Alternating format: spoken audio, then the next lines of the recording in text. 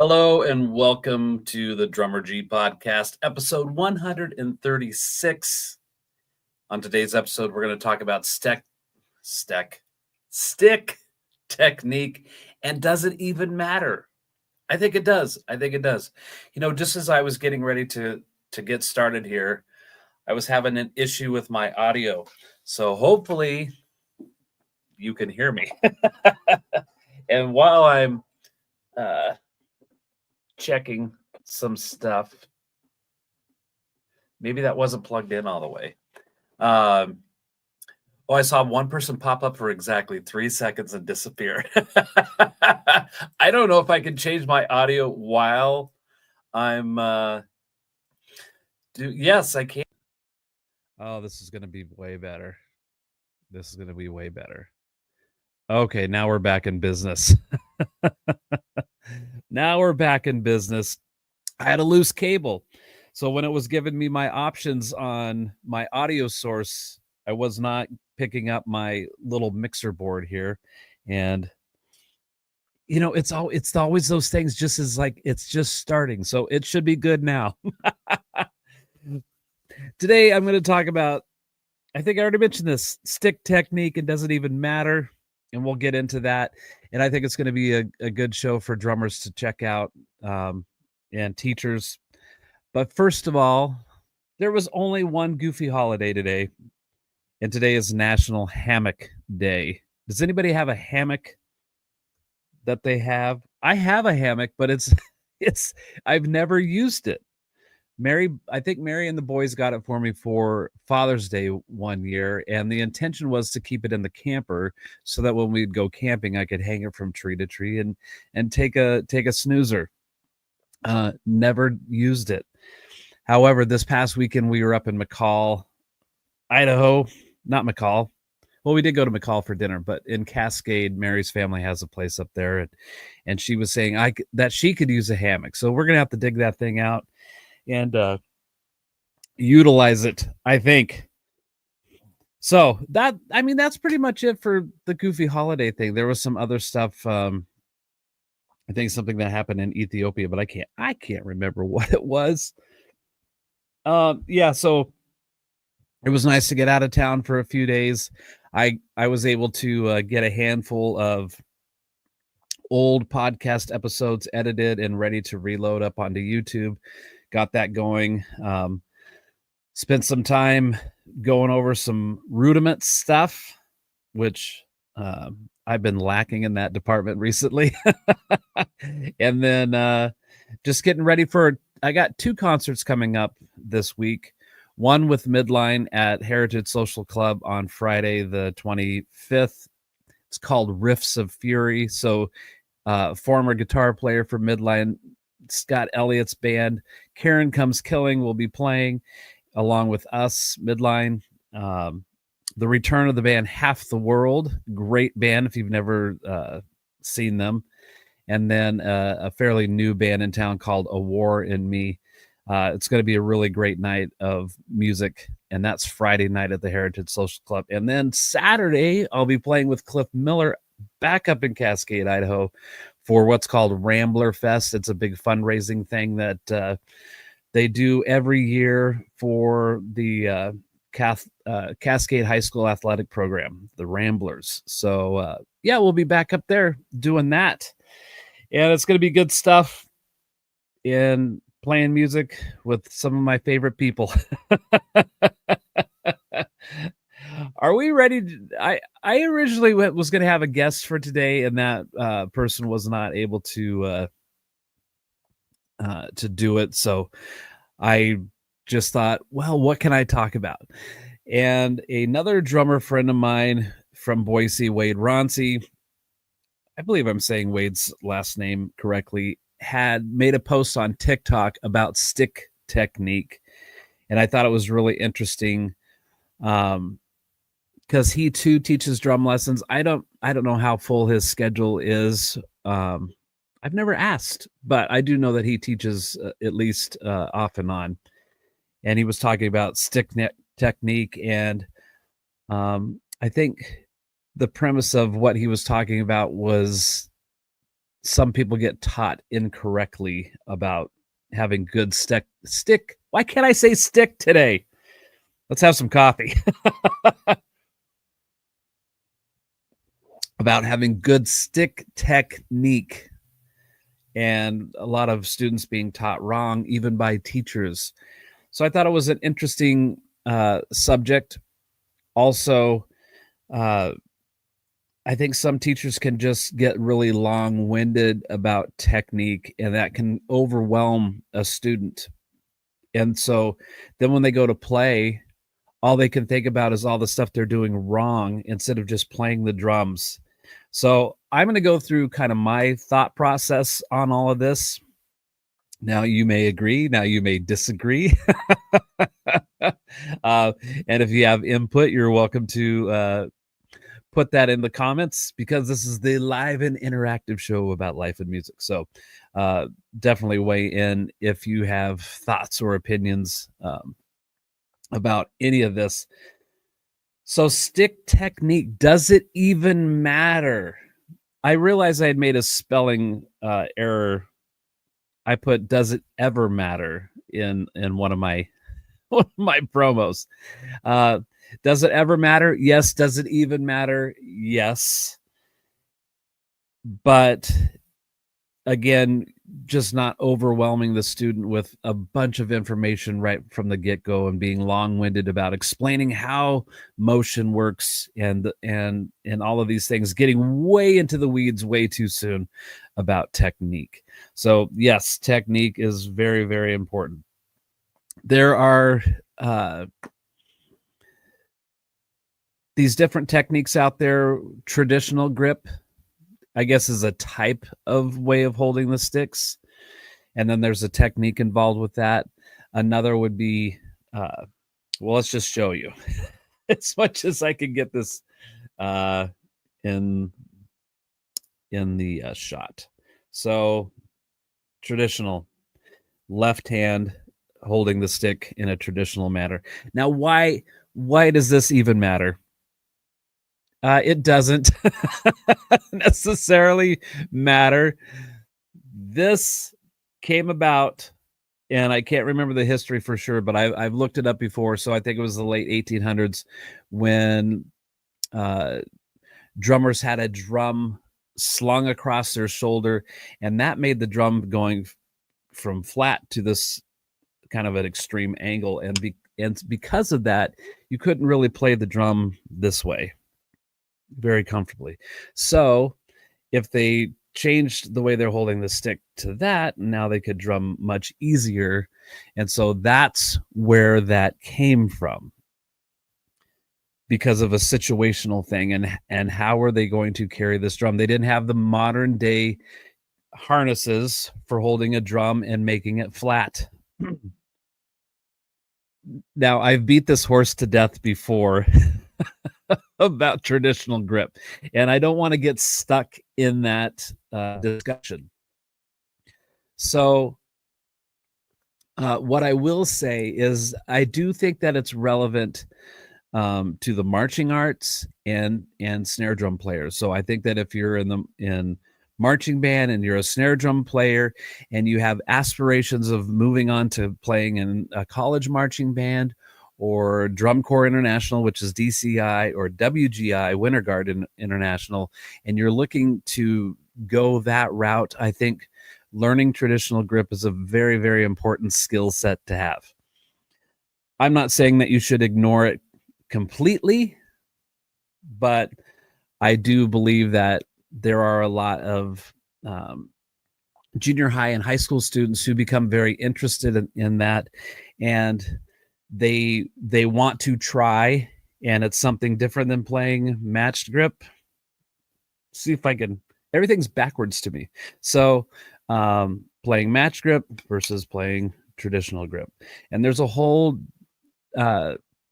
different set of things that are going to apply.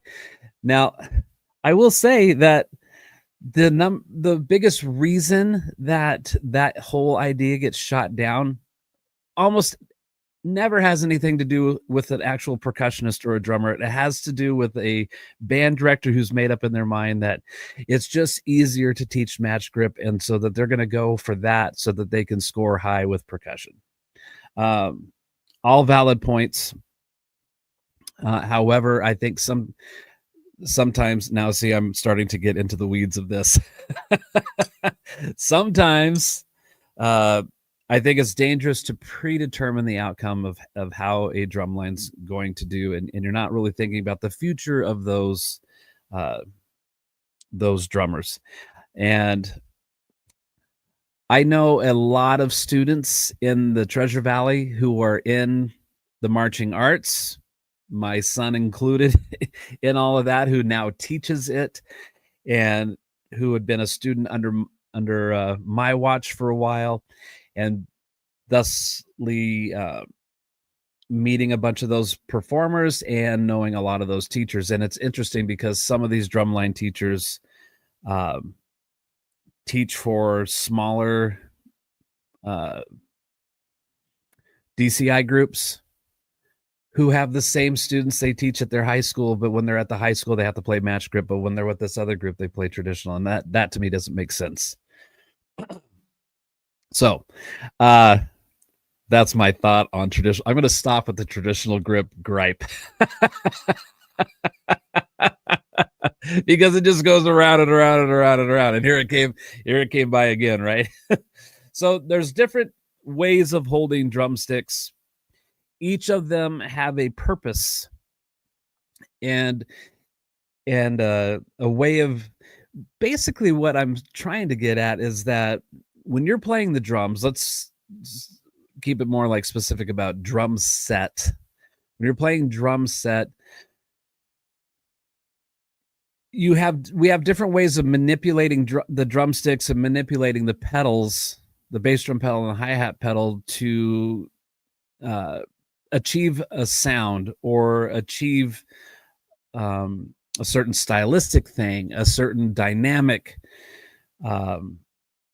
All of these different things come into play. And so we as drummers can hopefully seamlessly weave in and out of these kinds of techniques to accomplish a certain goal. See, now James Harrison is here. He knows I get stuck in this discussion of traditional grip. I'm going to put James' comment up here. James says, without going down the traditional versus matched rabbit hole, match can apply to all areas of instruments in the percussion family, not so with traditional. Yes, exactly, 100% correct what James says. Traditional grip has a very specific use, I guess you could say. Now, there's a lot of drummers out there that will play drum set traditional grip. You see it a lot with jazz. I always think that's just a tip of the hat to tradition. Like James could probably help me out being more specific with the history of when and where this happened, but just going back to when they had military drummers had a drum slung across their shoulder and it was at an angle. And then, so that's what drummers learned to do at that period of time. And as the drum set started to become evolved, that's how drummers played. They had this grip that they had. And so then they just applied that to playing the drum set. And then that kept sticking along the way. And so you see a lot of jazz drummers playing that. There are some rock drummers that played traditional. Neil Peart from Rush played traditional grip for a while after he took lessons. I think it's just as a personal goal to accomplish was to play traditional. Now, you're not going to see people on a marimba playing traditional grip. Now, I don't play marimba, but it blows me away when I see marimba and key players playing, and they have 2 mallets in each hand. They got 4 total, and they're playing, and that just to me is another level beyond my scope of knowledge. I don't understand how that happens, but a lot of respect and admiration for people who can do that. I think it's pretty dang cool. So there's traditional grip, and then going back to what James just said, match grip. So I start by the general thing would be, this would be like the German grip, is that your palms face the floor down like this. Now there's French, where I think about your thumbnails facing the ceiling. And so you get more of this, the fingers are, see, I'm backwards. So this looks really bad, holding the sticks this way. And then there's American. So American is a little, lives in between French and German grip. And so I live in the world of American German grip hybrid molar technique. We can get more into that here in a moment. And then there's this meme going around like, and then there's Italian grip, right? So you have all these different ways of holding the drumsticks to achieve a certain sound. Now French grip is something that I see more with like timpani playing. Am I wrong in that, James? But I think that's mostly the case where you see that. Now I do. Here's the cool thing about social media and drummers is that you've got guys worldwide doing these short little videos of just mind-blowing things about where they've taken this instrument and about how fast they can play. Going back to the marching world, like how dense the music is for percussion and at breakneck speeds. They're getting all these hybrid rudiments really condensed into a small thing. They're just continuing to expand what's possible with the drums. And even though that all exists and it's all really cool, that you've got all these people out there nitpicking all of this stuff to death. One is which is technique. So they start nitpicking these people's techniques to death. And typically these people who are the critics, they have nothing going on for themselves. You typically will not find any videos of them playing drums, either by themselves or with the band or any anything like that. Excuse me.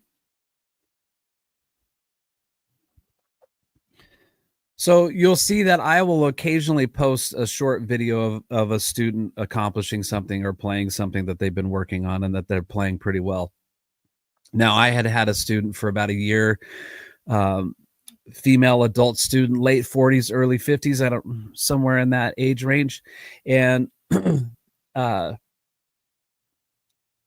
yeah, thank you, James. French grip, the sticks are also parallel to each other and a very finger-controlled grip. Yes, thank you.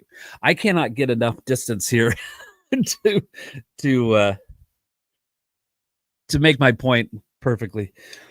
So anyway, back to my student. She had taken about 2 to 3 lessons, and she was learning some drum beats and very simple things. And I posted this video of her. The reason why is that to show prospective students out there that here's somebody who's already middle-aged and they're starting to play drums, and that makes them feel more comfortable about taking drum lessons. So I posted this quick video of this student playing something very simple, and I had somebody just ripping apart her technique and how awful her technique was. And I said, look, this person's been taking lessons for 3 weeks, 3 lessons. And they're saying, well, with that horrible of technique, you shouldn't be teaching drum lessons. And they wouldn't leave me alone. So I did actually have to block this person. But again, if you go and investigate anything that they've got going on, zero. So just because you see a video out there of somebody playing, you don't know where they are in the timeline of what they know and how long that they've been playing, and then they start ripping apart their technique. Now, I will say my buddy James here makes a really, really good point, and he's made this many, many times, is that Stop listening with your eyes. Like if you just closed your eyes and you heard this person playing drums, what would you think? Would you think, oh, that's pretty good? Is that in time? Does it make you want to move? All of these things. Like eliminate the visual from your critique. And does it sound good? Does it feel good? Those kind of things. Is it in time? None of those things make you look at their hands and wonder about their technique. Now, I guess you could surmise that if you heard something that was not very good and rough, you could think, well, either they're pretty new in what they do, or maybe they do have terrible technique, in which that's usually when I hear those things, I just think of like they don't have very good tempo or timing. And you don't see that they're playing really stiff. So I have all of these notes here, and I'm gonna try to scan them as I go, and try to have some sort of well thought out presentation. I think we would all agree that when we see drummers playing and they have bad technique, but maybe they're super famous. I've seen people rip apart Ringo Starr for not being a very good drummer and having terrible technique. Well, guess what? Even though I got all sorts of stuff going on.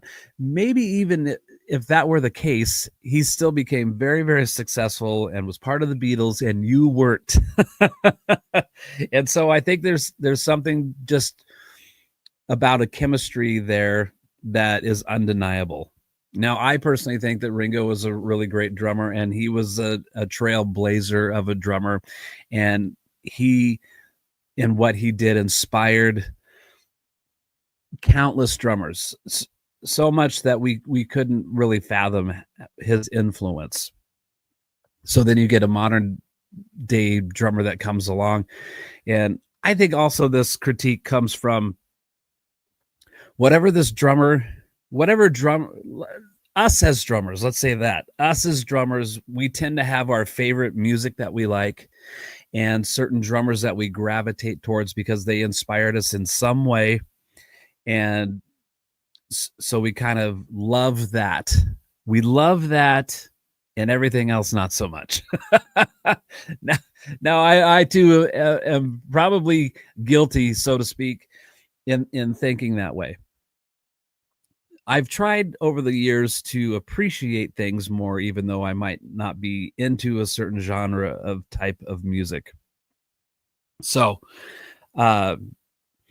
this isn't necessarily going to turn into a drum lesson, but I did want to discuss. Now, let's see here. I'm getting lost in my thought.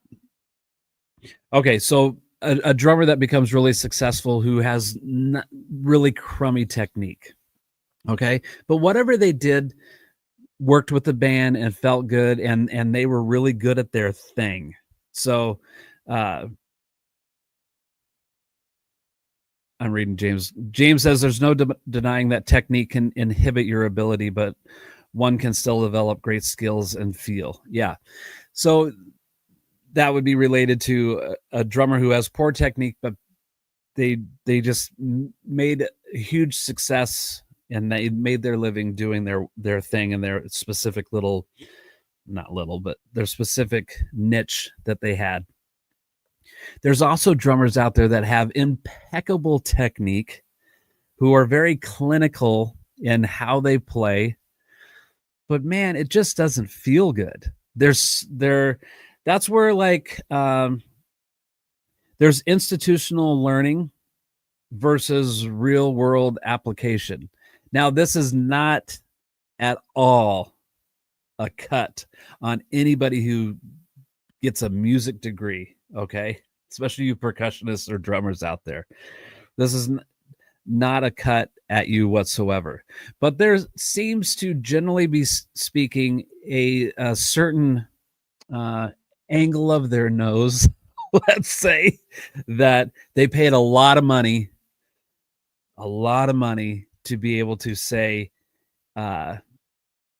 I got this degree, and they're very clinical in their approach. They have this incredible skill with technique. They know how to properly play a triangle. They know how to properly play a tambourine, and they can do the cleanest buzz roll you've ever heard.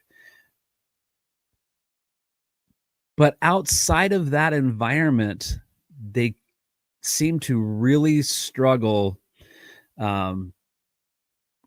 playing in anything outside of that, unless there's music on a page and they're watching a conductor and they're doing that. Now, there's a lot of people that do that, and they're very, very good at what they do, and that's awesome.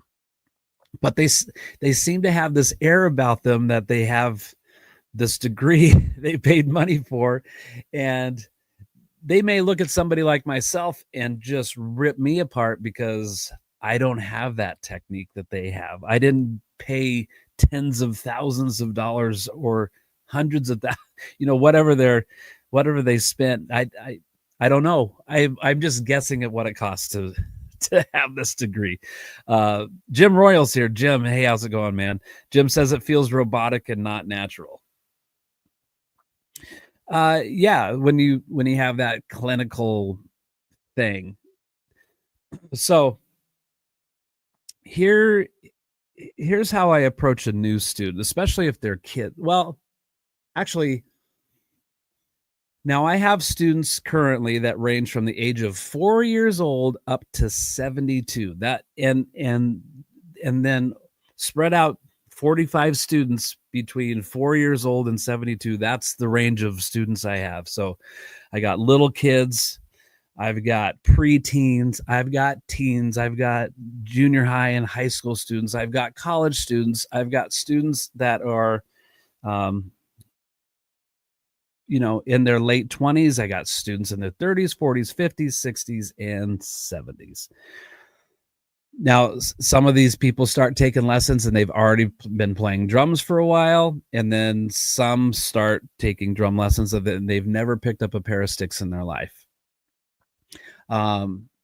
So when they come in here and they bring their drumsticks in, or I hand them a pair of sticks and they sit down and they want to, they're excited to hit something and excited to make a sound.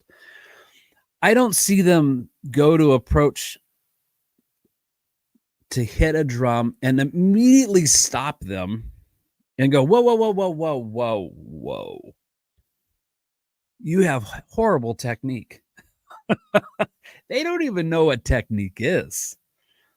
They don't know anything about that. So I let them hit the drums and get a feel for hitting something. Like, this is what the hi-hat sounds like. This is what the snare drum sounds like, the toms. And they sit back, and usually adults have like a preconceived idea in their head about what they've seen on TV or MTV for that matter. And so they'll just randomly whack away at an attempt to make a drum beat. Jim says Berkeley and Boston might be $100,000 a year now. Wow. Jim, how many years do you have to go to Berkeley to have a, let's say, a doctorate in music? To have, so you could be Dr. Jim Royal. Like, how many years would that take to get? I'm curious. So usually with kids, if I sit down and I just say, can you count to 4? And they say, yes, they can count to 4. 4 years. Well, that should be been obvious, right? Counting to 4. $100,000, $200,000, $300,000, $400,000, or 6. 4 to 6. Thanks, Jim, for shining the light on that. Holy moly. I couldn't imagine. Side note about what stuff costs.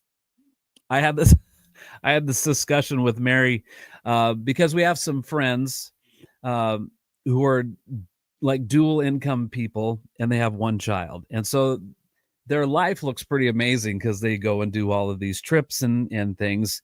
And, we, for more or less since for the past 23 years have been a single income family, which is me.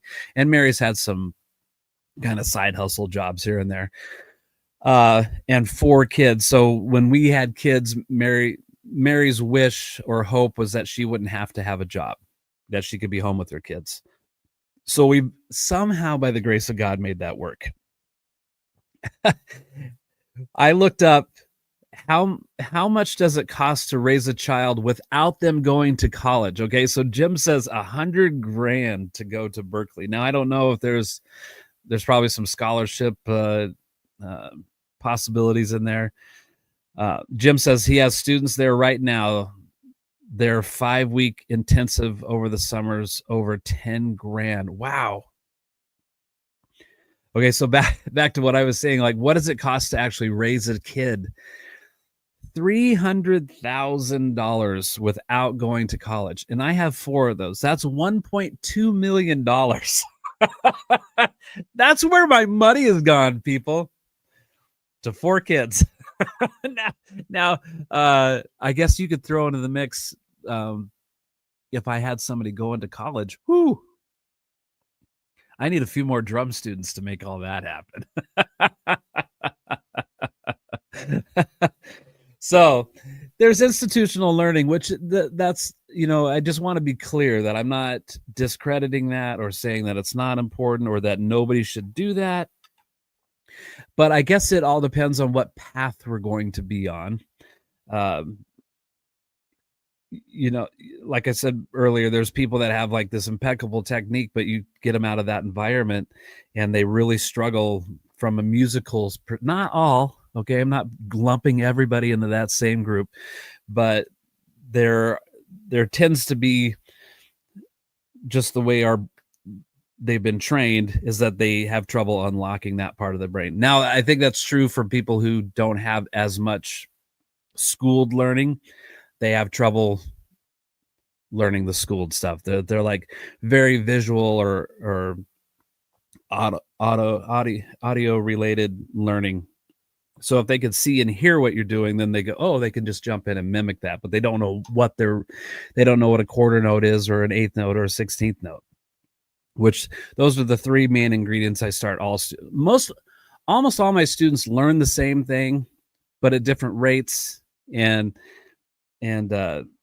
different learning abilities or disabilities. I've had some students have learning disabilities, and you have to come up with ways of teaching that's going to benefit them and not drive you crazy or them crazy and make them want to quit. So here's the deal. So typically when nobody knows anything about drumming, they pick up a pair of sticks and they just naturally have their hands facing this way, and they put the sticks in their hands. Just like that.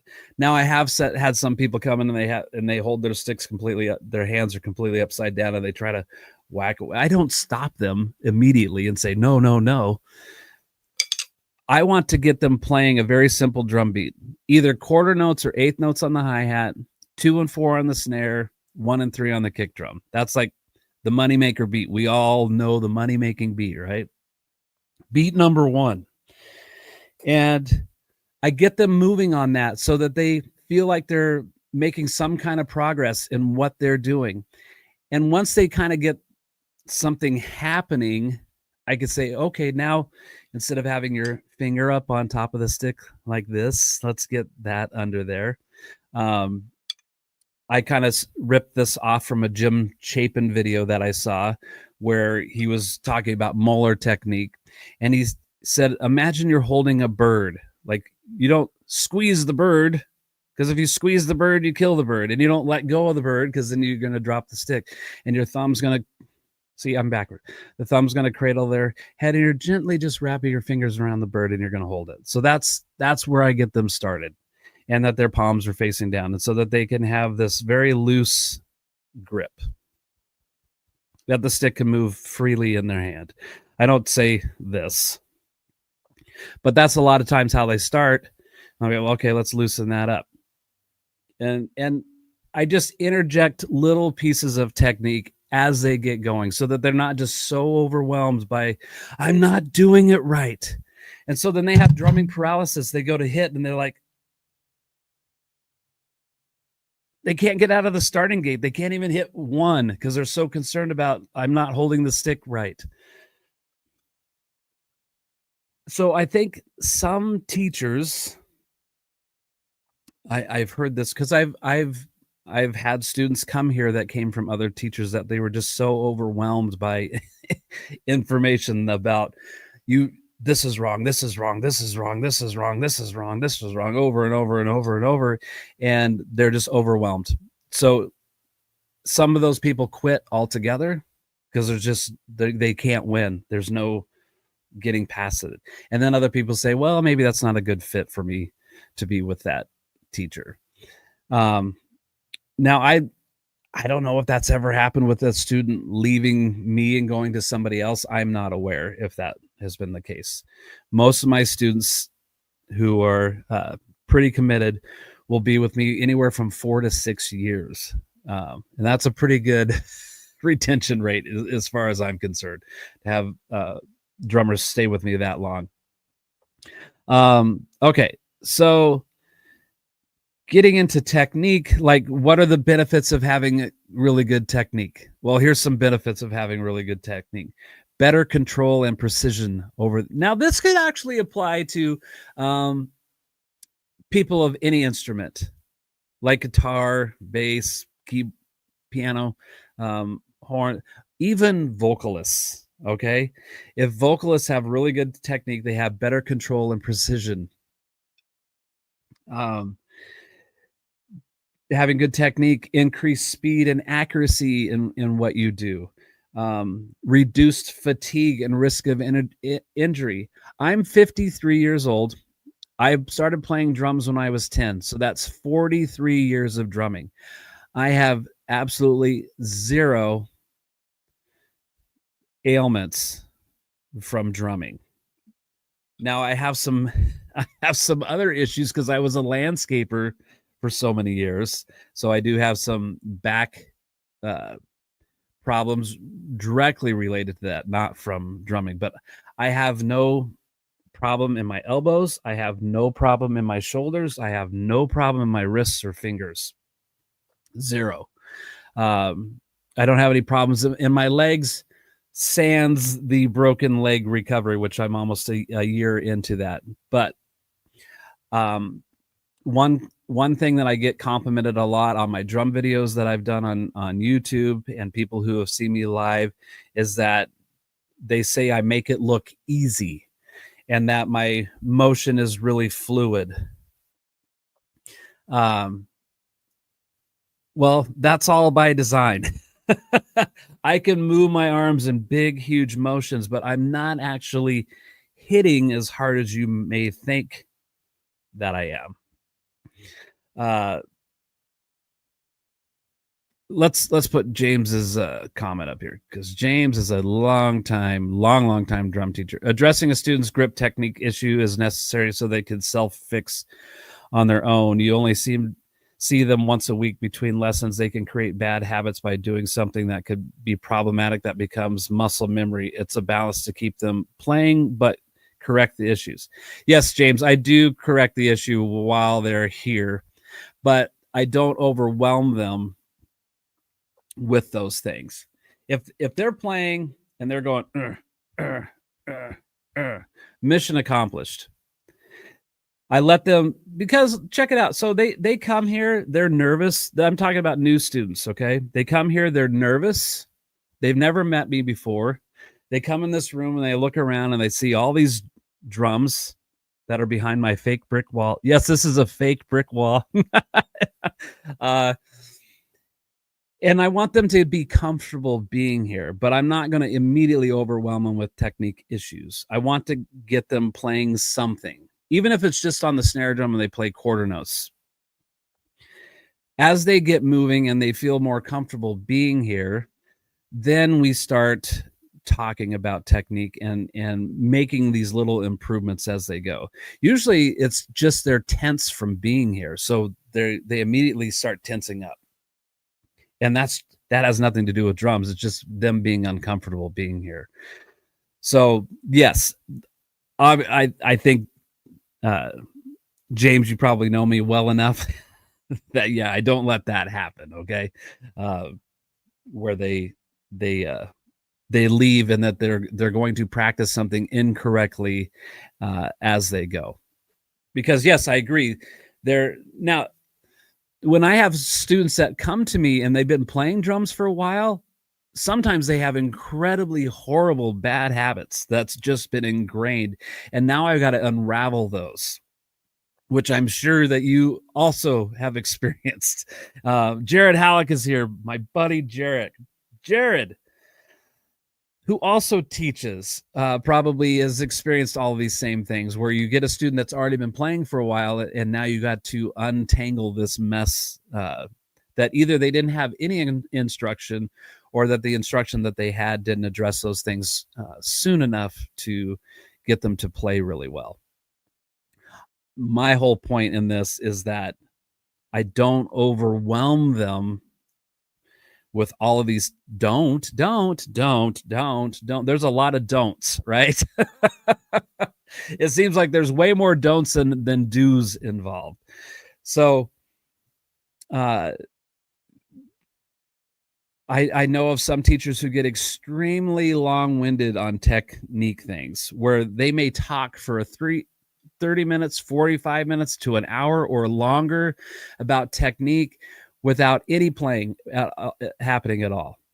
And I think that's a big disservice as a teacher, is to say, okay, we're going to fix this one thing and address that one thing, and then they can go, oh, cool, I accomplished this thing. Not like, okay, now we have 40 things that we need to address. Like, let's just zero on the most important one first and then work our way out from those things.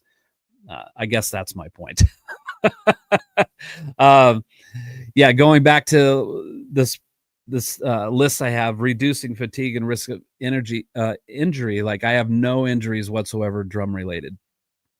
I can play for hours. Of course, yes, you can get tired because you've been really physical for a long period of time, but you're not hurting yourself while you're playing.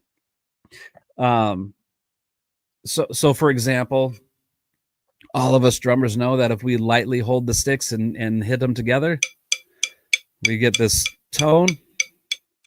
I'm just barely holding the sticks, but as soon as I tighten that grip,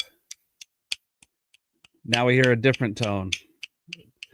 So if we're holding tight, that rigidity is going to transfer to the instrument. It's very hard on our body to hit that way, where we're really tight. It's hard on our body. It's very hard on our equipment. It's hard on cymbals. It's hard on everything to be playing that way. So, excuse me, even though I'm making big, huge movements, I'm still barely holding on to the sticks. Like, you could easily take that stick out of my hand, not holding on very, very loosely. Having great technique, you have enhanced tone and dynamics. That goes back to what I was just talking about, having some tone in there. And you can have greater musical expression and versatility. That goes back to the first one, better control and precision when you're playing, when you have really great technique. Now, the people that are watching and participating here, like James and Jared and Jim, all of us have really great technique. We've been very schooled, and we've been in this game for a very, very long time. And so we understand all of these things that I'm talking about. I just want to apply these principles, and I think it's really, really good for us as teachers to now, I'm not one to critique, again, the people that I just mentioned who have been teaching for a very, very long time and very successfully for a very long time. You guys are we're all in the same camp, I believe, with how we're approaching. Maybe newer teachers might have a habit of being long-winded or really hung up on hammering technique stuff right out of the gate, instead of getting something happening that engages the student Engage the student, get the student playing something. Now the student's excited. Now the student's motivated. Now the student is open to receive more information about how they're going to approach this instrument and what it's going to take to be better. Like, oh, I can already do this, but now if I loosen this up, oh, it sounds better and it feels better to play and it's more exciting. Hyatt is here. He says, I'm married to my bad technique. After 42 years, my left hand is still very uncoordinated. I need to rudiment more, but that's not the fun part. Ha ha. Hyatt, you know what, brother? If you need help, let me know. Even if you wanted to take lessons for a short period of time, we could help. I could help you get that left hand moving a lot better. And it's not necessarily related to rudiments. If you have bad technique and you work on rudiments, you still have bad technique, but now you just applied it to rudiments instead of to the drum set. So, man, if you ever want to get together, do like a month of lessons or something like that, and I could help you free up that left hand, and away you go. There's no age limit to learning, right? We can't learn too much stuff. You can't know too many things. Yeah, I've got drummers like Hyatt that's come to me and they'll take lessons for the summer or whatever, because they recognize that they have some bad habits and they need to get out of that, and they need somebody to come along and say, hey, this is what you need to do. This is going to help you. And Hyatt's been around for a while, playing in local bands and doing his thing, played a lot of shows. It's not that he doesn't know how to play drums. He could just play drums a little bit better. Yeah, man, definitely hit me up. I can help you out. I'd love to. That'd be fun hang. I would say that also, in addition to having really good technique, like how we're holding the sticks, how is your drum set put together? There's this thing called ergonomics, which more or less is the relationship of man to the machine. Our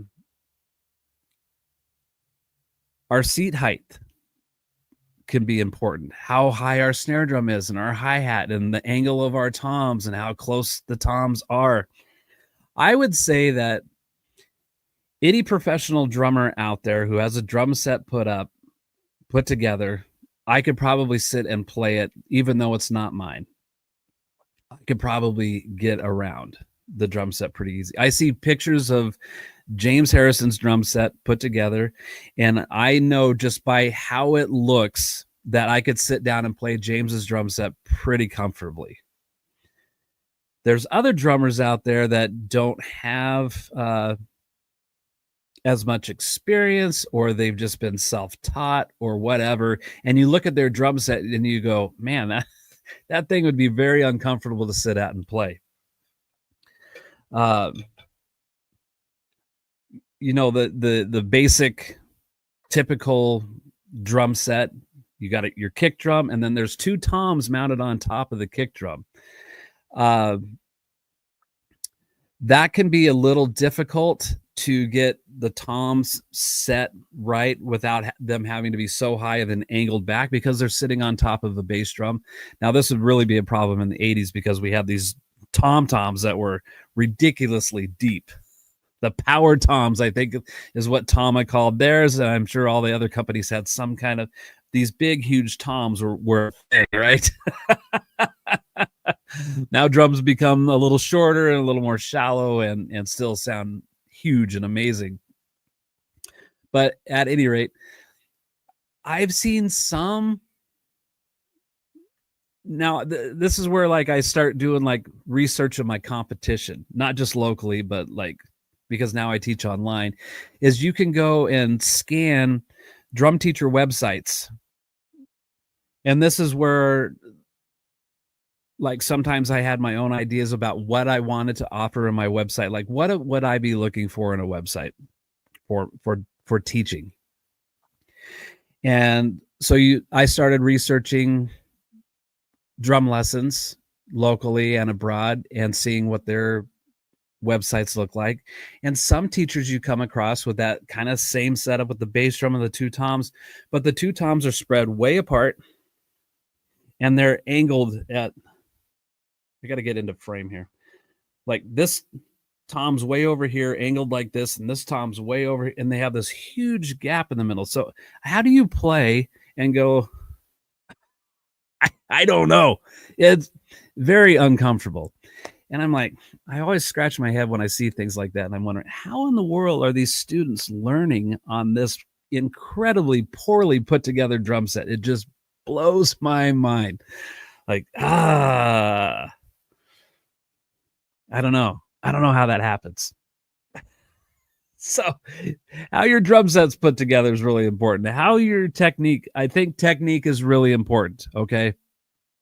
I know the title of this might have looked like being dismissive about it, which I'm not being dismissive at all. I think technique is really, really important. I think how we get people moving in technique is really, really important to not overwhelm them. And like I started to say earlier, is sometimes students will come in and they'll just sit down and they are relaxed and they just have this natural movement that they are applying. And those, I wait even longer to talk about technique because they just already have kind of a natural ability to move around the drums and the way that they're holding the sticks and the way that they're moving. And you can tell because they'll make progress pretty quickly. And then you can make little adjustments as you go along. Now, I'm not saying that my way is the only way and all of that. I mean, there's drum teachers worldwide who are successfully teaching drum lessons to literally hundreds of thousands of drummers. So just because I have my approach doesn't mean that should be the approach. I guess my bigger point is just being careful not to overwhelm the student by over talking about technique, because I think I've watched it because I've been guilty of doing that too, where I got long-winded about things and the student really becomes overwhelmed with this to where they're subconsciously thinking that no matter what they do, it's not going to be right. And so now they're concerned about playing it right, so I don't say what they're doing wrong. And it's just this head game that is being played out. And it's really hard to get them out of that. I've heard stories from famous musicians and even local musicians who may have taken drum lessons a long time ago from somebody who was really mean and gruff with them. And in fact, one of my college students, he's taken lessons from me for 2 years now, I believe. Watched one of my reels I put out about when I was in the 8th grade. Many of you have heard the story that I was so into playing drums. And the only thing that I started out on a drum pad, which most of us do. And then that led to my parents renting a snare drum from Dorsey Music. And so I had this snare drum that I would play to death. I would play it like crazy. And that turned into playing my metal desk lamp as a cymbal and having this. So I just had this metal shield around a light bulb that I was hitting as a cymbal and playing on my snare. And my parents recognized that I just had this passion for this, and they asked my band teacher when they should get me a drum set. And you know the story where they told my parents, no, I would never do that at this huge distraction. I wouldn't get him a drum set till after he graduated high school and these kind of things. And then the very next day, my dad showed up from work with the drum set in the back that he bought at an estate sale. He had not planned that. It just, that's how the universe worked, and it all came together and boom. So I made a reel of that, and my student saw this, and he said, I wish I would have had you as a drum teacher when I was younger, because the first drum teacher he had would not let him touch a drum set until he had already accomplished a bunch of rudiment learning and a bunch of technique stuff on a drum pad. He would not let the student touch a drum set. And that almost made him quit music completely. So teachers, be careful. I think it's really, really important to recognize what a student is interested in and what their goals are, and say, okay, we can do those things and get them started on that path. And while they get started on that path, then say, if we did this little change in how you're holding the stick, this is going to be better. And they can go, oh, okay, because we're still on this path on what they want to do. And away you go. And so you just keep molding them as they go, so that they stay engaged and they continue to make progress and they continue to aim towards that goal that they want. And as they're on that path, they may think, oh, I've made all this improvement. They recognize they have a certain skill set that they want to branch out into other things. And then away you go with that. But man, if all that they are allowed to do is touch a drum pad, and they have to achieve a certain thing with that pad before they're ever allowed to teach drums, man, it's just like pouring water on the fire. It's like we should pour gas on the fire. Let's get this sucker burning. Let's get this passion going. Let's see what James has to say. James says, I've always used Stevie Wonder as an example of improper technique. He plays piano, drums, and virtually every other instrument with what's considered incorrect techniques. He's one of the most successful musicians ever, Hall of Fame, Grammy winner, etc. His drumming has incredible feel. Yeah, James, 100%. What a great example of that. I think that goes back to James, I don't know if you were on already when I mentioned this, but you have said many, many times over the years, like, close your eyes and listen. Does it sound good? Does it feel good? Is it in time? Like, if all you ever did was see, we have this advantage, but at the same time disadvantage of seeing everything anywhere in the world. We have this ability now. And because of that, we see a lot of cool things, but we also expose ourselves to a lot of those critics out there who want to tear apart each other. Now, James, I'm not throwing you under the bus whatsoever, okay, my friend, because I'm guilty of this too. I see in James's video every once in a while, his pinky will hang down. Now, James knows, and I know, and everybody else that has good technique will know that that's probably not the best thing. So this pinky wants to be involved in the party. Get him involved in the party. But for whatever reason, now I have the same issue. I'll see videos of me playing and my pinky will, for whatever reason, drift down here. I don't know why it does that, but I've been trying to become more aware of this. I never was taught to hold my pinky down. I never had a drum teacher say, do this. And I don't know when this infiltrated my playing where my pinky would hang down, but it does sometimes. And I don't know why. And I see that happens with James too. But that doesn't stop James from being incredible with what he does. James is very, very, very accomplished drummer and teacher. So if I was only listening to James explain something and play something, I would have never seen that pinky hanging down ever. And then what would I say? I would just hear this thing and go, wow, that's a really great idea. That's really, really cool. But people see that and they disregard everything and they focus in on that one pinky that's hanging down. Why? I don't know. But then those critics have nothing, nothing. They have zero going on for themselves. If they're the keyboard warriors out there, right? Jared, buddy, let's see what Jared has to say. Jared says, for me, technique is about teaching how to be relaxed. Yes. Once a person knows how to be relaxed, you can play however you feel, in my opinion. Yeah, man. Boom, right there. Now, I think it was Dom Famulero or Famulero, however you say his last name correctly. I probably say it wrong. But I've seen many interviews out there where he says tension is the enemy of motion. So yes, 100%, you have to be relaxed in your approach.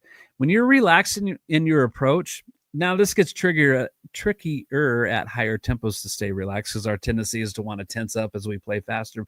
But if you can stay chill as you play faster, you can accomplish a lot more stuff. Now I'll use El Estapario as an example. He's kind of, I think he's the Spanish guy that's on social media playing breakneck fast stuff, and a lot of times it's with one hand while he drinks coffee with the other. That guy is super relaxed with what he's playing. James says it's from breaking that finger and hand. Now have a dropped knuckle and also some back of hand nerve damage from a car accident. Wasn't always that way. He has to stay focused to make it stay in now. He's talking about his pinky. Yeah, I did not know that, James. I never broke this hand, and so I have the pinky thing. So I don't have anything to lean against as a reason other than it just started happening, and I don't know why. And maybe it's because I am so relaxed. I'm just like letting that finger just say. I will say though that when I do drum rolls and stuff, that pinky immediately comes into play. I'm not drum rolling and my pinky's hanging down. So I did shatter this left wrist in a car accident once. I don't have the pinky issue there, but I will tell you. So I was early 20s. I think it was 21 when I had this car accident and shattered my wrist. It took a couple years to get the full range of motion back, which the doctor said would never be possible. But I was like, that's not an option for me. But I don't have a weak left hand happening like what Hyatt had mentioned earlier, what was going on with him. I think my skills in my left hand are pretty equal to my right. Jared says, I have somebody in my Discord community who has webbed fingers. Interesting. And we are exploring all sorts of alternative technique options. Yeah, Jared, wow, what a special case that is to have webbed fingers. I've had friends in the past who had webbed toes. Interesting thing. And, going back to James's example of Stevie Wonder having improper technique on all the instruments that he plays, but he's absolutely fantastic. I would like to stay in the loop of that situation, Jared, if possible. I would like to see how that develops. I just want to watch from the sidelines. I don't want to be necessarily influential in any of that. That's your baby, man. That'd be interesting thing. I've seen when students arrive, sometimes they don't know to hold the stick like this. They have this they try to hold like this. Now, this is an interesting thing. So you guys could try this. Like, try doing a drum roll with this. And they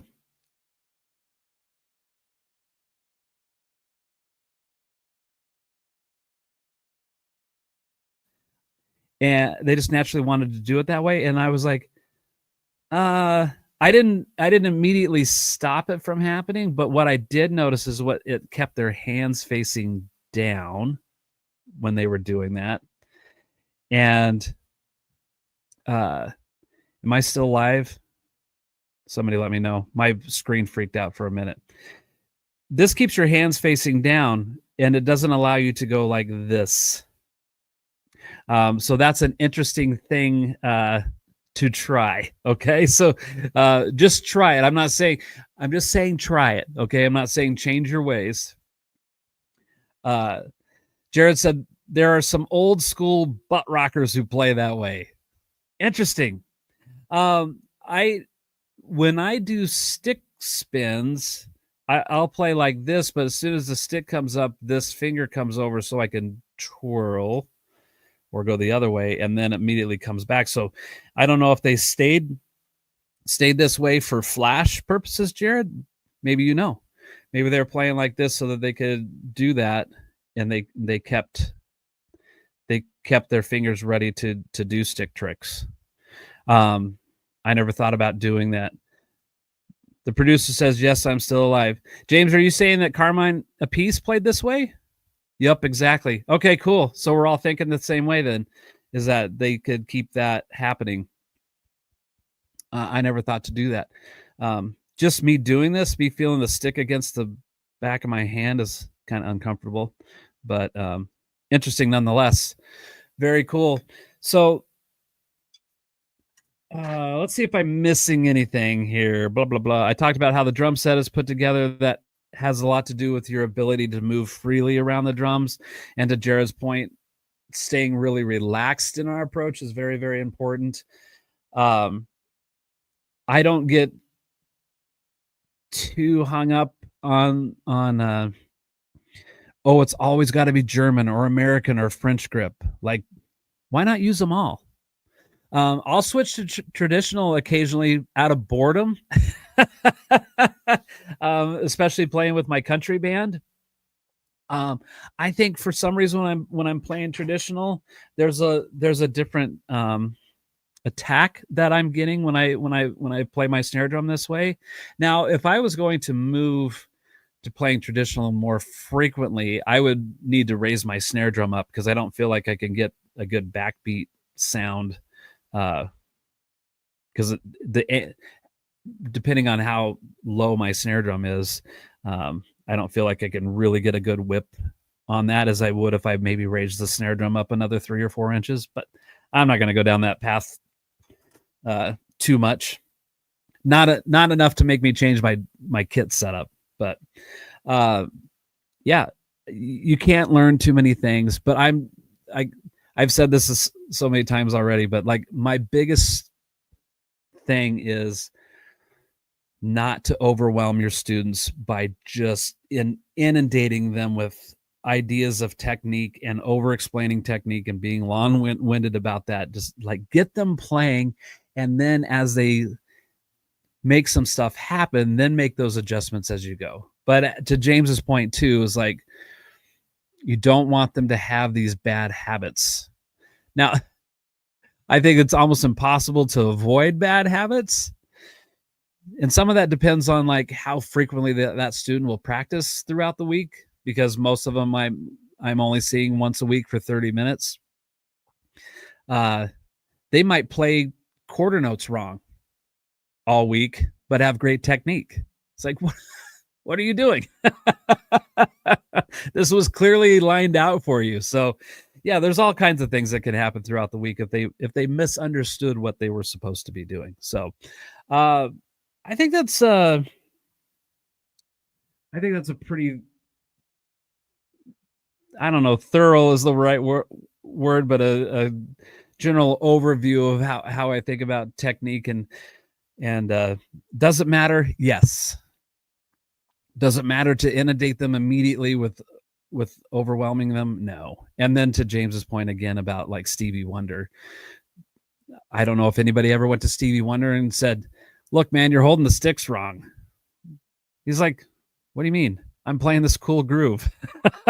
Or you're playing the piano wrong. What do you mean? I'm playing this cool melody. Yeah. So next week I will have on the show with me Mr. Bart Robley, my friend over at the Drummers Education Connection, and he and I became fast friends, and we're going to talk about his new book, Drum Up Your Business, which is determination, relationships, understanding, and mentorship. And I just finished reading this book over the weekend, and interestingly enough, in chapter 6, that's 4, it's kind of like an overview of this drum acronym for determination, relationships, understanding, and mentorship. And so when you get to chapter 6 here, the first thing under determination, he uses me as an example of being determined. Fred Fisher, a professional drummer and educator from Boise, Idaho, faced this major accident, which talks about shattering my leg, and being determined, even though that I was in that situation, to keep moving forward with my business. So we'll get into the details of Bart's book next week, which is very exciting. If you are interested in this book, you can go to bartrobley.com and get that book from his link in his website. Really, really great, informative stuff if you're looking at having a career in the music business using these as your tools. So good stuff. I think that's it. Guys, have an awesome week. You folks that are here locally, hopefully I will see you at Heritage Social Club on Friday to see Midline. 4 bands. We are the third spot. It's going to be a great time. Really looking forward to it. So rock on, Jared. Jared, we should connect over the next few days and talk more in depth about our future. That would be fun. All right, guys, have a great day, and I will see you next week with Bart Robley. All right, go play the drums. Go have fun. See you later.